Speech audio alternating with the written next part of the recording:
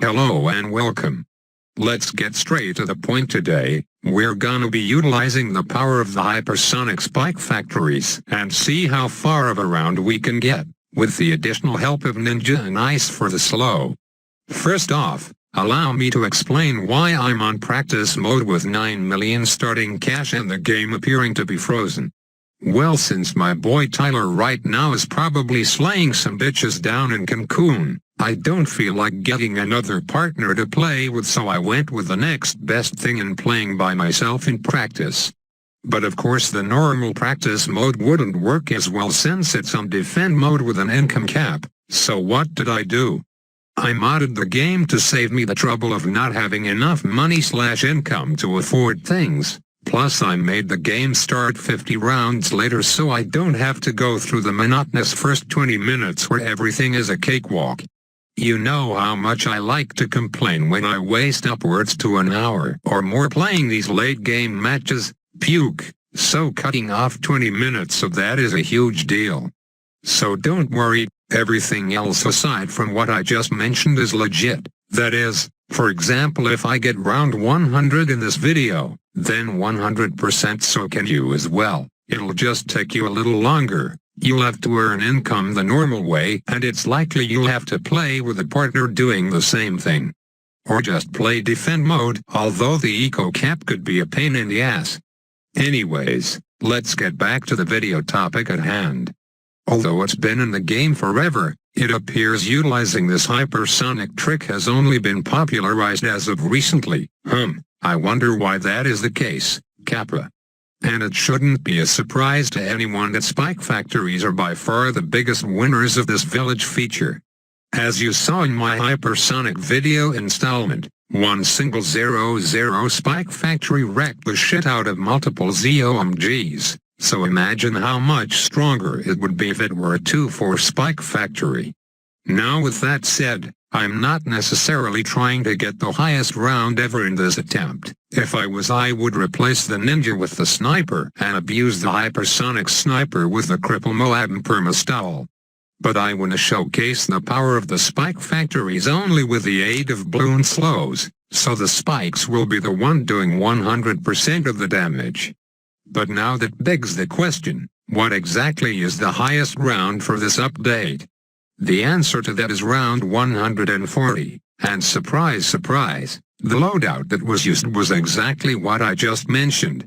Village, Spike, Sniper and Ice, abusing the hypersonic spike and sniper to get to insanely high rounds that not even Super Monkey or Chipper can reach effectively.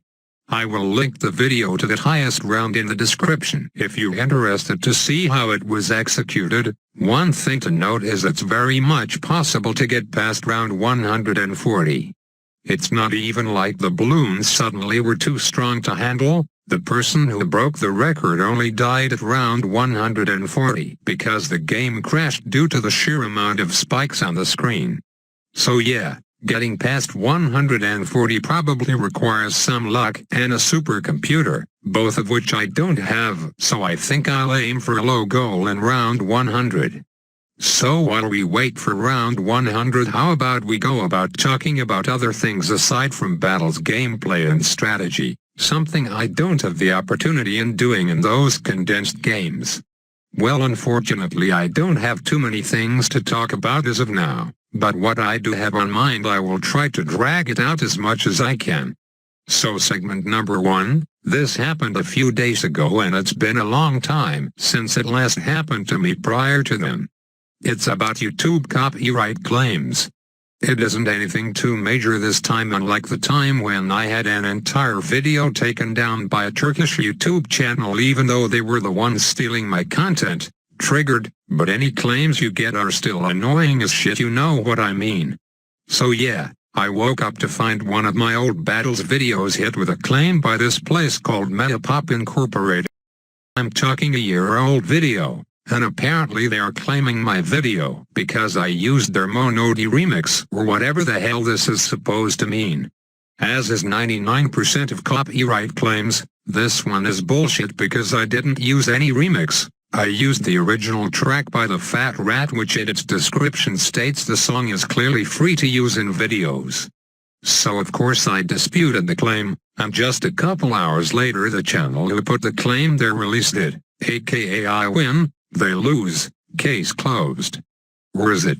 No, these fuckers then decide to claim 3 more of my videos, including the How to Beat Red Bloons video, which was pretty popular and semi-recent as well.